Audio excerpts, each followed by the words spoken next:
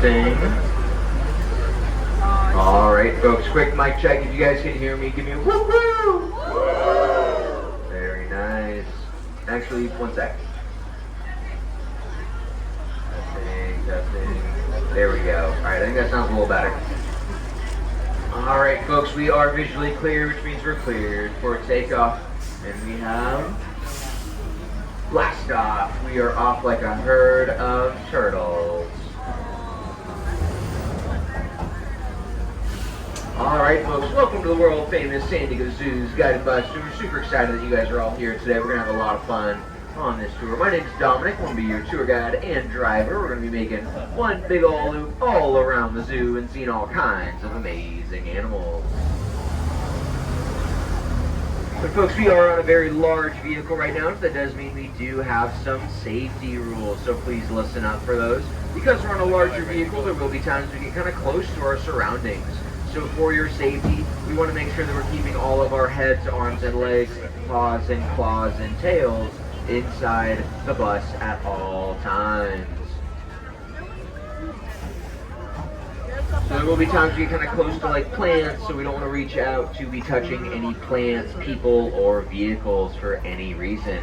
Now, any adults on board with little ones, you guys are going to be my partners in safety, so I'm going to need your guys' help. Please help me keep an eye on any of the little ones on board. I would surely appreciate it, because not only am I focusing on driving, giving you guys a tour, but also monitor the radio. So I would surely appreciate it. Thank you guys. We're dipping down into the Lost Forest.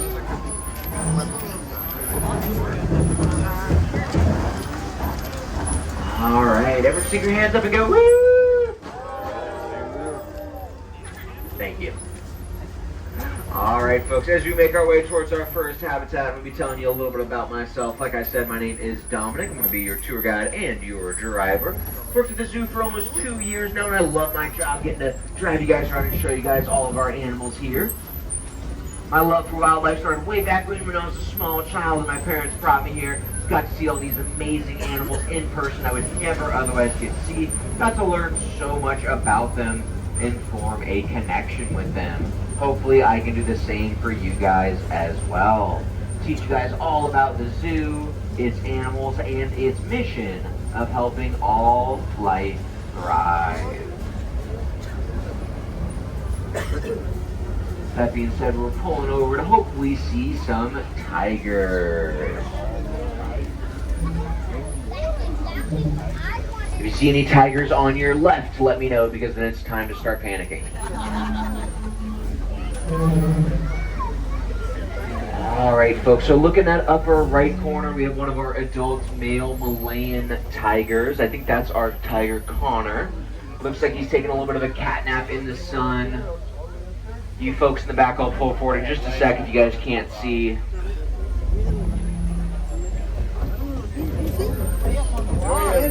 There you go. If you want to grab a couple quick photos, we're going to be taking off in just a sec.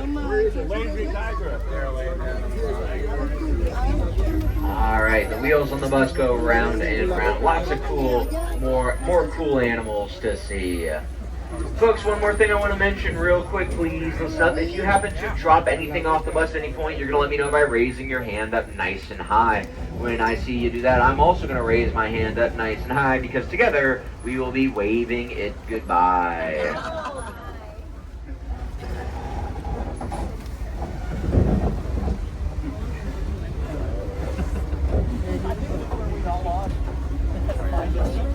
Alright, folks, looking through those bushes on your right, we'll get a clear view in just a moment. We're seeing what animals we see, maybe pretending we're on an actual safari out in the wild. I don't think this bus has four-wheel drive, so probably not. But folks, coming up on your right, we see some wild-looking animals. Those, folks, are our okapis. There's two of them. Hopefully you guys can see both of them. Do you guys know why they're called okapis? Because we couldn't get the originals. Thank you. Alright, folks, so okapis are really fascinating animals. They look kind of like dark brown horses wearing zebra yoga pants, but they're actually not related to either one of those animals. They're very kind of different looking animals. Just because they look kind of different, sometimes we might be tempted to call them weird, but just because something is different doesn't mean it's weird. It means that we should be interested and want to learn more about it. And that's what my job is here. So okapis live in those dark, dense rainforests of the Congo Basin in Africa. Their closest living relative is actually the giraffe. And those stripes you see on their legs are not because they're related to zebras. They actually serve a totally different purpose. So in that dark jungle, those white stripes really stand out. So they help baby okapis keep track of their mama okapis and follow them. Everyone say, aww. Aww. Well done. All right, folks, coming up next, I think we got some monkey business. Let's see. All right, folks, we got a couple different species I'm going to point out real fast before we move on. Closest to us on the right-hand side, that looks like a Schmidt's red-tailed monkey. You can see by the reddish tail. If you guys look further away on the left-hand side of the habitat, you can see 3 Allen swamp monkeys. You can see a few differences. They tend to like to hang out closer to the bottom near the water, but you will see them climb up high. Alright, folks, very important question for y'all. The next animal we're about to see is bright pink. What do you guys think it is? Shout it out. Flamingos. Flamingos. There we go. Well done. Love the participation. Real quick, looking over on your left, you see that gentleman in the red polo shirt with the name tag. That's one of our world's famous volunteers. You'll see them all around the zoo. They're amazing sources of information if you have any questions or lost. Anything like that. Alright, folks, looking over on your left, you'll see our flamingos. So, real quick, so on my tour, sometimes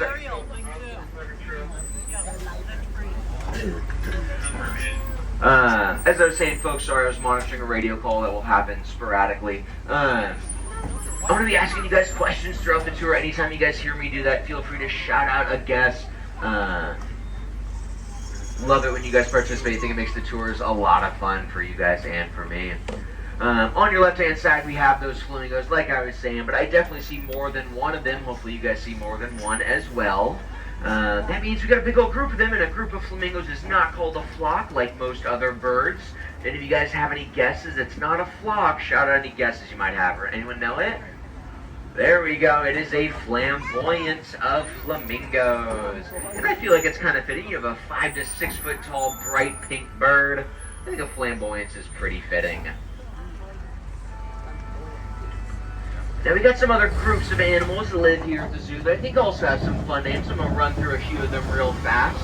Need your guys' help remembering them after I say it, because there are a lot. I might forget them later on and ask you guys for some help with what they're called.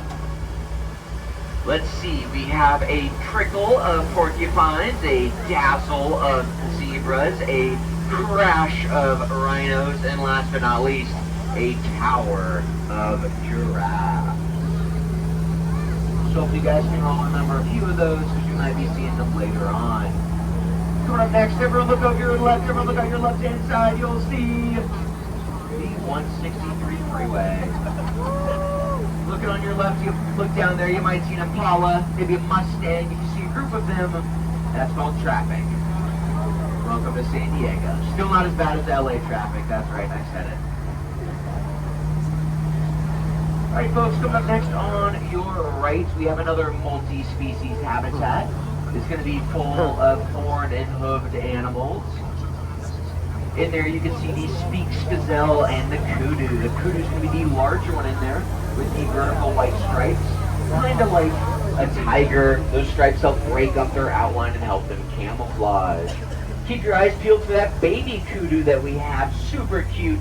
It's just going to look like a mini version of its adults, of its mom and dad.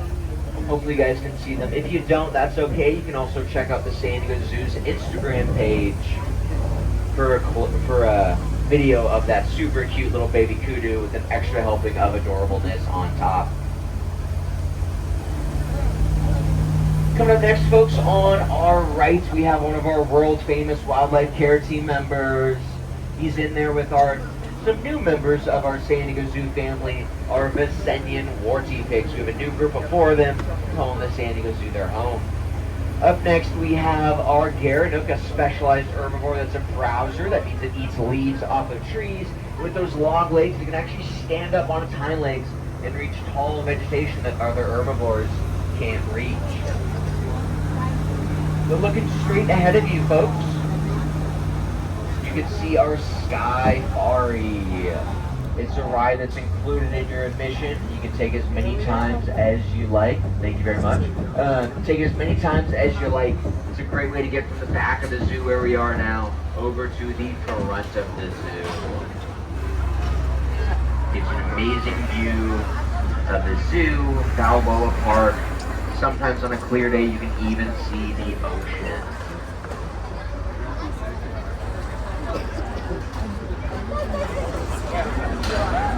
Alright folks, coming up next on our left, we have an animal that's an ambush predator. That means it's a champion of hide and go seek. It loves to sneak up on its prey. But we're going to do our best to turn the tables on it, see if you guys can spot that animal on our left before it sees us. Speaking of spots, this animal actually has spots when it's very young, and as it grows up, it loses those spots. On our left, we are looking for mountain lion.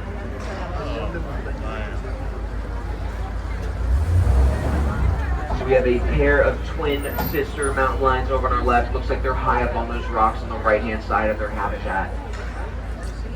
So just like at home, folks, if you guys have house cats, you notice how they like being up high. It's the same with our wild cats. That gives them a good view of their surroundings. They are one of my favorite animals. Real quick on my tour, folks, you guys will probably hear me call at least 5 different animals my favorite. It's just part of it. They were one of my childhood favorites.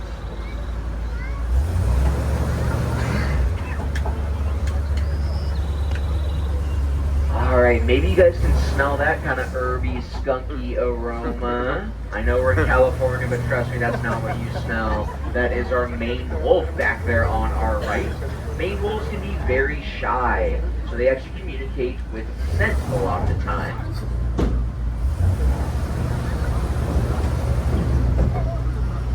So that is that smell that you guys are picking up on. Don't touch the bus. Alright folks, coming up on your left, probably a much more pleasant aroma. On your left we have our sage plants, one of our native pollinator gardens.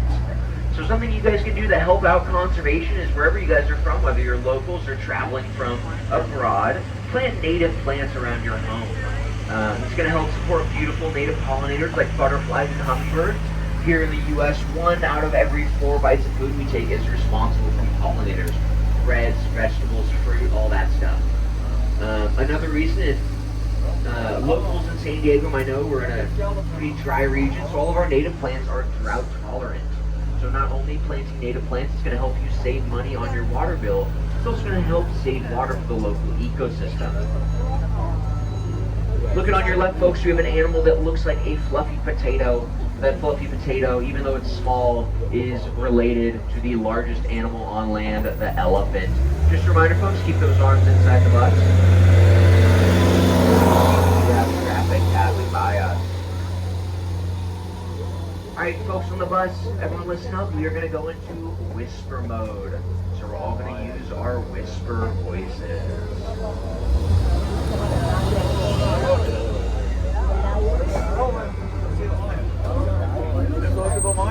Alright folks, so we're really close to some wildlife right now. Let's stay nice and quiet.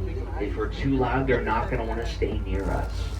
So closest to us, that is our male lion. His name is Ernest.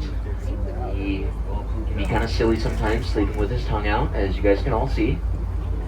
You can see that even the king of the jungle sometimes drools in his sleep. A little bit behind him, we have his sister, Miss Ellen, our lioness. Girl lions, like I said, are called lionesses. As you guys can see, they're just lying around. That's right, I said it. You guys are lucky. Sometimes I'll make like a really big deal about it. Like, oh, if you guys look really closely, maybe you can tell. I don't know if you can. they're just lying around. Everyone's like, ah, man. So, all right, now that I made the joke about that, I should give you guys some science to back it up. So often, a really comment I hear often is, oh, these lions are so lazy, and respectfully, I disagree. So these lions just operate on a different schedule than you and I. So if a human was to be asleep in the middle of the night, you wouldn't call them lazy, right? Because that's when we're normally asleep. Most of us. Lions, they operate on a different schedule. Like most cats, they're either going to be nocturnal, so most active at night, or another word that can describe their activity levels is crepuscular. Everyone whisper crepuscular. Now what that means is that they're most active at dawn and dusk, so in the early morning or later in the evening. If lions or other big cats are one of your favorites, I recommend trying to check them out later in the evening when it cools off again. They tend to sleep in the middle of the day. They'll be sporadically active, but it's not as guaranteed. So there's a little tip from your favorite tour guide to you guys, so something to keep in mind. Alright folks, coming up next, we're going to stay in whisper mode for one more habitat. You guys are doing a great job. Coming up next, we're looking for Nindiri, our jaguar.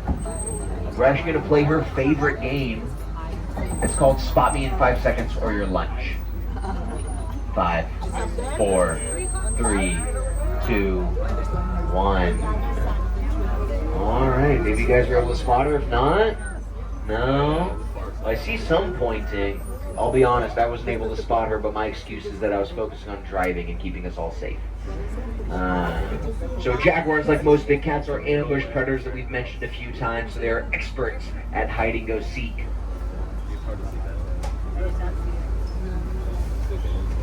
Also, everything that our animals do here at the zoo is all voluntary. Many of them have off-habitat areas if they want to go. It's an area where they can relax and get away if they feel the need to. Like I said, our animals are not forced to do anything. Everything they do is completely voluntary.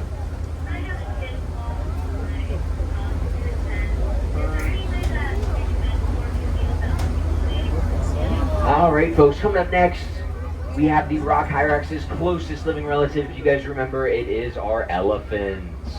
On our right hand side, you see all 3 of our young male elephants. It's a little brotherhood that they have.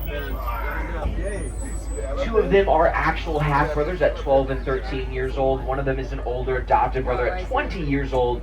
And now that 20-year-old, his name's Musai, and he acts as a role model for his 2 younger adopted brothers, teaches them and shows them what a proper gentlemanly elephant should act like. Now, as we mentioned, elephants are the largest living animal on land. Now, for us humans, it's actually pretty hard for us to conceptualize just how incredibly strong these animals are. I've seen these elephants toss a log that I probably couldn't even roll over. So it's ridiculous how incredibly powerful these animals are. These animals are actually so strong, they literally reshape the ecosystems where they live. They're kind of like nature's tractors. So elephants live in a habitat called the African savanna, and it's a very specific habitat with lots of grass with a few scattered trees. Now, trees are normally a good thing. We want to save the trees, but with the savanna, it's kind of an exception, and I'll get back to that in just a moment. I'm going to go off mic.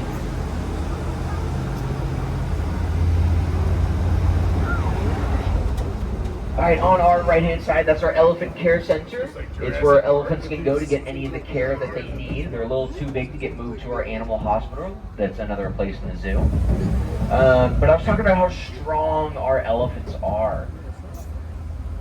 So elephants are so strong, they can push trees over. And I'm not talking little trees, I'm talking big, full-grown trees. They are that strong.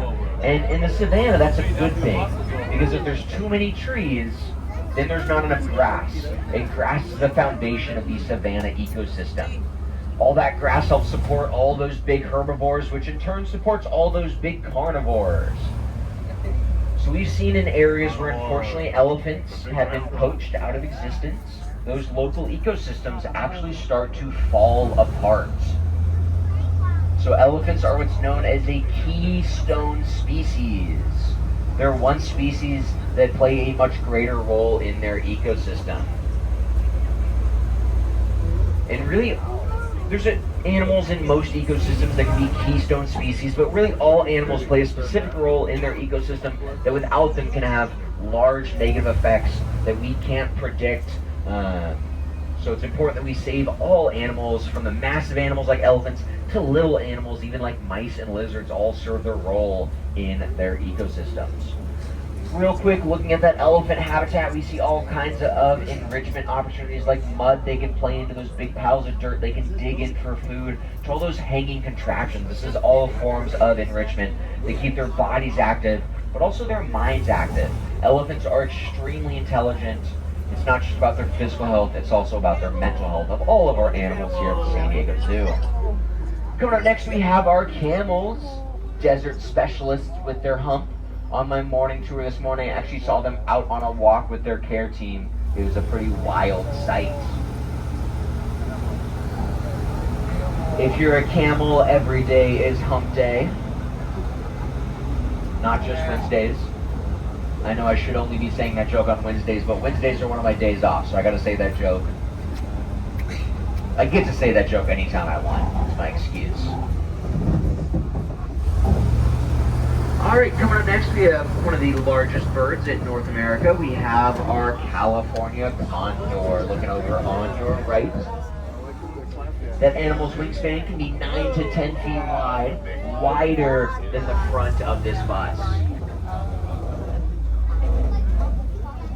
You guys can see how big that condor is. Now you guys see that bald head that condor has? No, he's not old and balding. That's how most scavenger birds are, like vultures and condors. Helps keep them clean. As I mentioned, they are scavengers, so they are part of nature's cleanup crew. That is their job in the ecosystem. It's very important. We're actually super lucky to have one of these condors at our zoo. And that's because in the 1980s, these animals almost went extinct. In the 1980s, it was discovered that there were only 22 California condors left in the entire world. Not 2,200, just 22. That's less than the amount of people on the lower deck of this bus. Now, this story does have a happy ending. When this was discovered, the San Diego Zoo and our allies at the Los Angeles Zoo made the decision that we were going to take in these condors and start a managed care breeding program to boost those numbers and save those animals from extinction. The last number I heard from our California Condor Research and Recovery Program at the end of last year, we now have over 600 California condors.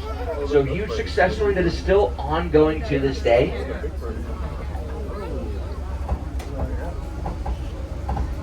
Oh wow, really special. Look over on your right, you can see two of our dwarf mongooses. You almost never see them in there. They're really special. I could spend a half hour talking about those guys. But I was talking about condors. I want to finish up that story. So through that program, if you guys want to learn more about it, you can look it up.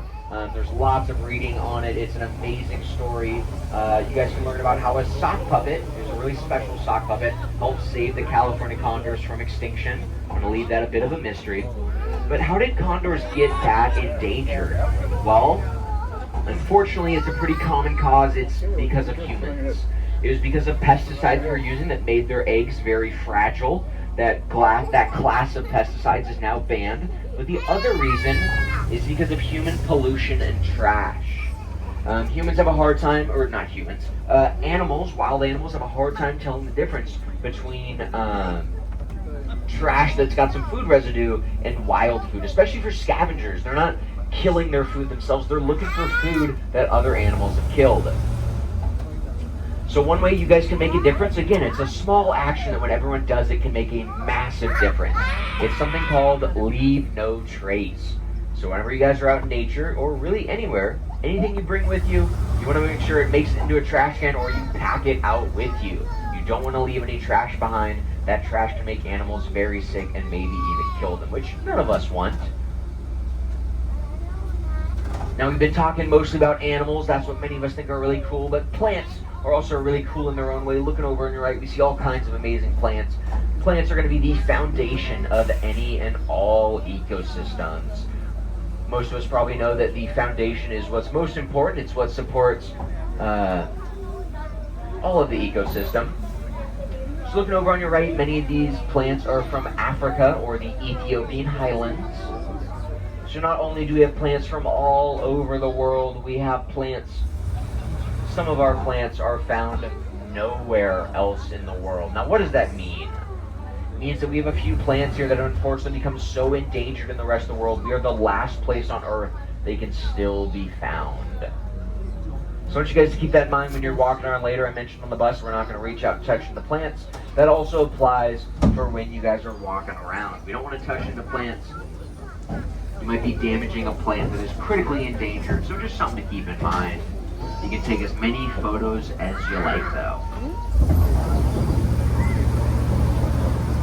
Coming up on your left-hand side, folks. Speaking of plants and gardens, on your left-hand side you'll see every adult's favorite garden. Please enjoy responsibly. You are allowed to bring any of those extra refreshing beverages on tour with you. They do seem to make my jokes a lot more funny.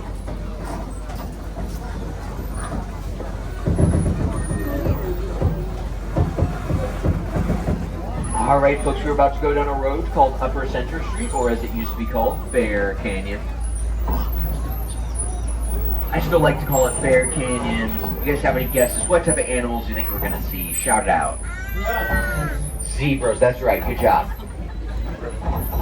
What? You guys think we're going to see zebras in Bear Canyon? Personally, as an expert, I think we're going to see bears in Bear Canyon. But you know what, we'll see. We'll see who's wrong, or who's right. I don't know, that doesn't look like a zebra to me.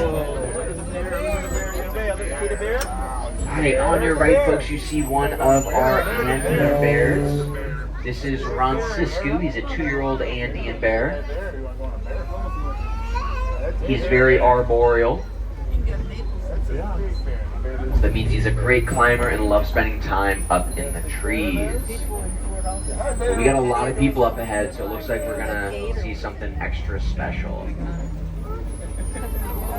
So everyone on bus, stay really quiet. Don't fall off. Don't fall off there. Oh, look at all this. That's a good one. Yeah, we're looking here. So folks off the bus, if you guys can do me a favor, please stay on the sidewalk.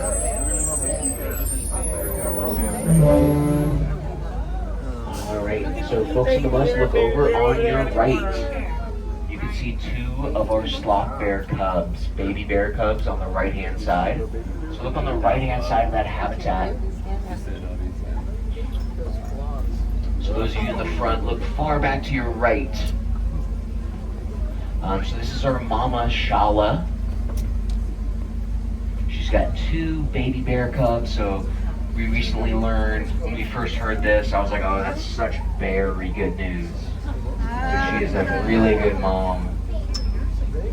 She didn't have her cubs out this morning, but now that it's warmed up, she's got them out. So if you guys want to grab a couple quick photos, we're going to be moving on soon. Once again, any of you folks off the bus, if you guys could please stay on the sidewalk for me, thank you. We're going to be moving very soon. Thank you guys. Alright. So it looks like she might be nursing with her cubs right now. I wish we could stay here longer. If you guys have time later, I could heavily recommend you guys come back later and spend some more time with Shala. But just a little bit of advice when you guys are with any of our animals here today at the zoo. We don't want to be waving at them, making noises at them to get their attention. Not only are they desensitized to all that, but that's not respectful. You don't want someone coming to your home and yelling at you or waving at you, snapping at you, so we won't be doing any of that. If you see anyone else doing it, feel free to remind them that we shouldn't be doing that. We're going to be respectful. But coming up next, we got our brown bear brothers named Scout in Montana. Looks like they're sleeping in a little bit right now. They were pretty active this morning as well.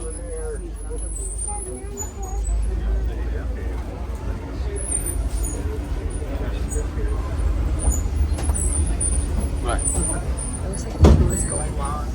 So, Okay. we don't really What does have All left right, lunch let's and see. late? On your right, oh, sleeping in the right-hand corner, we have Kartik, our male sloth bear. Now, we mentioned sloth bears earlier. They are definitely a species of bear. You might not have ever heard of them before, but you might have seen them and not have even known it. If you've ever seen the movie The Jungle Book, Baloo is a sloth bear.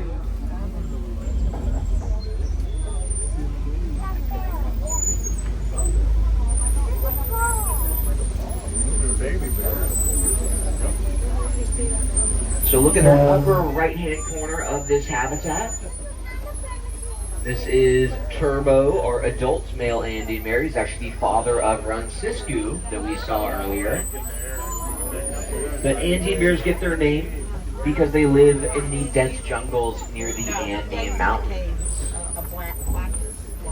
We're actually going to be driving through a little bit of a jungle right now.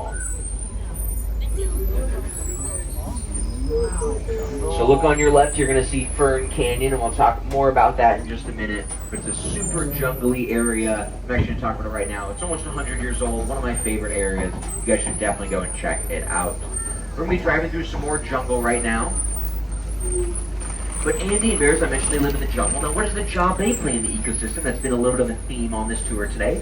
They act as seed dispersers. So like most bears, they're omnivorous. They're going to eat, Andean bears specifically are going to eat small animals, mammals, and amphibians. But they also eat a lot of fruit. So when they eat a fruit, after a few hours, they're going to deposit that fruit seeds with some fresh fertilizer. How nice of them. They're going to help the jungle stay healthy and grow.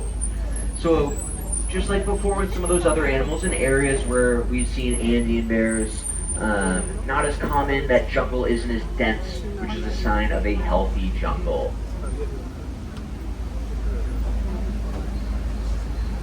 But back there, Fern Canyon, if you guys have time, I heavily recommend you guys go in there. The jungle in there is so dense, you sometimes can barely see off the trail. For me, I kind of forget that I'm in San Diego when I go in there, and I almost imagine that I'm actually in a jungle somewhere else in the world. We went in the cave with that untethered boat. Looking straight ahead of you folks, you're going to see the Wame Cafe, named after the first panda cub that we ever had born here at the San Diego Zoo. If you guys want to go and see our pandas, down to your left we have Panda Ridge. That's where you can see those charismatic black and white bears.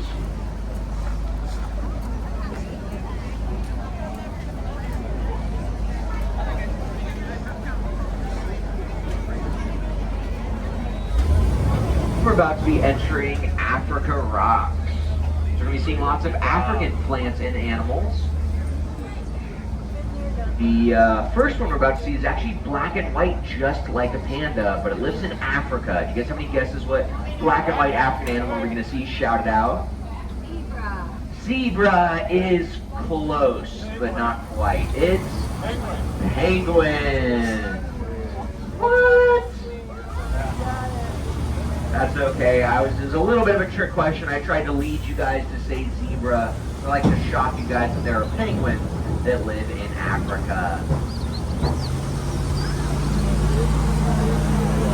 So look over on your left, folks. We got some of those tuxedo chickens.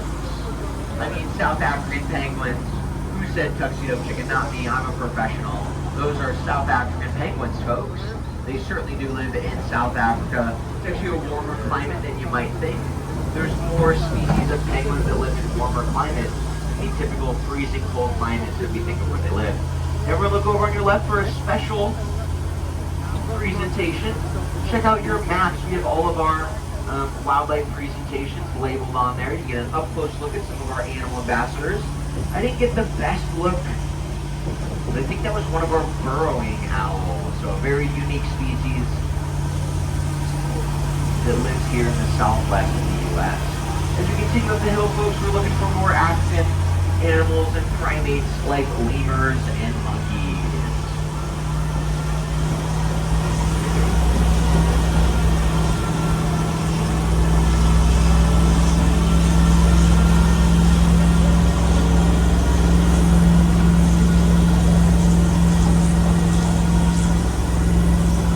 Alright, as we continue up the hill, folks, we're going to be leaving Africa and traveling south to the land down under. Coming up on your right, everyone say good dynamite to our koalas.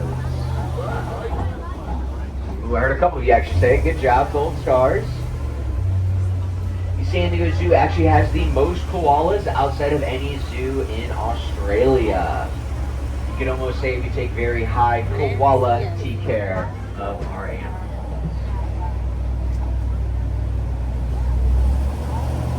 Keep your eyes peeled on your right. We got quite a few koala habitats for you guys to see.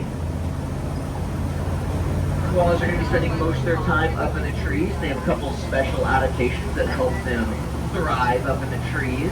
One of them is that koalas actually have 2 thumbs. You might be thinking, tour guide Dominic, I have 2 thumbs. That's not that impressive. All right, let me clarify. Koalas have 2 thumbs on each hand, for a total of 4 thumbs, and I think that's pretty amazing. I don't know if you guys do. We keep looking on your right. You can maybe see a few more koalas before we leave. On our right, this is where all of our female koalas are going to be, because if they're near the males, they can get very territorial. One of our females has a new baby cute Joey, so a baby koala is called a Joey. So if you guys walk by here later, you keep an eye out for that Joey. The koalas are going to be known as specialists. They specialize in eating one type of food, and that is eucalyptus. That is the only thing koalas eat. Us as humans, we are generalists, so we like some variety. If y'all are feeling hungry, I can recommend Sydney's Grill over on your right. If you're somewhere else in the zoo, check out your maps or the San Diego Zoo app. It's got a map on there as well. You can see all of our restaurants and gift stores labeled on there. Gift stores like the one on your left, Sydney's Shop. But anything that you spend here at the zoo, you can feel good about it because the San Diego Zoo is a non-profit organization, so all proceeds go to benefit all those animals that you saw on tour today. Yes, I saw that squirrel as well. I don't think it benefits the squirrel. All the other animals we saw. Anyways, back to it. Sandy, you can see I'm easily distracted. As I was saying, folks, turns out the San Diego Zoo is not just a zoo. We are a global conservation organization. Now, what that means is we have conservation efforts that we support all over the world. So not only in our own backyard here in the Southwest, like with our burrowing owls and California condors, we have proceeds and conservation efforts that we lead and help support in ecosystems all over the entire world. So from you guys visiting the zoo today, that's what you guys are helping to support. You guys are being what we like to call allies for wildlife and helping us out in our mission of helping all life thrive. I'd like to personally thank all you guys for coming on my tour today. I had a ton of fun with y'all. I'd like to personally thank all of you guys for coming on. Without you guys, I wouldn't get to live my dream job every day of driving you guys around and educating you guys about these animals that I love so much. Hopefully you guys had a lot of fun. I think I deserve 4 koala thumbs up for my tour.